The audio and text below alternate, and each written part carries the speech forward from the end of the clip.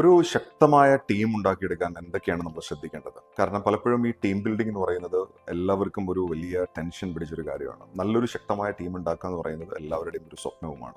നിങ്ങൾ ഏത് പ്രൊഫഷണൽ ആണെങ്കിലും നിങ്ങൾക്കൊരു നല്ല ടീം ഉണ്ടെങ്കിൽ സ്വാഭാവികമായിട്ടും നിങ്ങൾക്ക് നല്ല ലിവറേജ് നിങ്ങൾക്ക് കിട്ടും. നിങ്ങളുടെ ബിസിനസ്സിൽ അല്ലെങ്കിൽ നിങ്ങളുടെ പ്രൊഫഷനിൽ നിങ്ങൾക്ക് നല്ല രീതിയിലുള്ള ഒരു മൈലേജ് ഉണ്ടാക്കിയെടുക്കാൻ പറ്റും. ലോകത്ത് ഒരുപാട് ട്രെയിനിങ്ങുകൾ ടീം ബിൽഡിങ്ങിനെ കുറിച്ച് നടക്കുന്നുണ്ട്. പക്ഷേ ഞാൻ പെട്ടെന്ന് എനിക്ക് തോന്നിയിട്ടുള്ള ഒന്ന് രണ്ട് കാര്യങ്ങളൊന്ന് ഷെയർ ചെയ്യാൻ ആഗ്രഹിക്കുകയാണ്. നിങ്ങൾക്കൊരു ശക്തമായ ടീം ഉണ്ടാക്കാൻ നിങ്ങൾ ആഗ്രഹിക്കുന്നുണ്ടെങ്കിൽ ഏറ്റവും സിമ്പിളായിട്ട് നമുക്ക് പറയാൻ കഴിയുന്ന ഒരു കാര്യം, ബി എ ഗുഡ് ലീഡർ എന്ന്. നമ്മളൊരു ശക്തനായ ഒരു ലീഡർ ആയാൽ മാത്രമേ അവിടെ നമുക്കൊരു ടീം ഉണ്ടാക്കിയെടുക്കാൻ നമുക്ക് സാധിക്കുള്ളൂ. നമ്മൾ പറയാറില്ലേ, കൂടുമ്പോൾ ഇമ്പം ഉണ്ടാകുന്നതാണ് ടീം എന്ന് പറയാറില്ലേ, അതുപോലെ ചേരുമ്പോൾ ലക്ഷ്യമുണ്ടാകുന്നതാണ് ടീം എന്ന് പറയുന്നത്. അതായത് ആ കൂടിച്ചേരുന്ന സമയത്ത് അവിടെ ഒരു ശക്തമായ ലക്ഷ്യമുണ്ടെങ്കിൽ മാത്രമേ നമുക്കൊരു ടീമായിട്ട് മാറാൻ സാധിക്കുകയുള്ളൂ. അവിടെയാണ് ഈ ലീഡർഷിപ്പിൻ്റെ പ്രാധാന്യം പറയുന്നത്. അപ്പോൾ ഈ ഒരു രീതിയിൽ നമുക്ക് ഒരു വിഷൻ ഉണ്ടെങ്കിൽ സ്വാഭാവികമായിട്ട് നമുക്കൊരു ടീമിലേക്ക് എത്താൻ സാധിക്കും. അതുപോലെ തന്നെ മറ്റൊരു കാര്യമാണ് ബി എ ഗുഡ് എക്സാമ്പിൾ.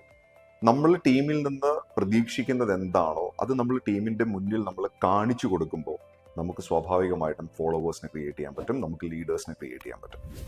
അപ്പം നമ്മളൊരു നല്ല എക്സാമ്പിളായിട്ട് മാറുക എന്ന് പറയുന്നത് വളരെ പ്രധാനപ്പെട്ട ഒരു കാര്യമാണ്. മറ്റൊരു കാര്യം കൂടെ ഞാൻ മനസ്സിലാക്കുന്നത് എന്താണെന്ന് വെച്ചാൽ ആഡിങ് വാല്യൂസ്.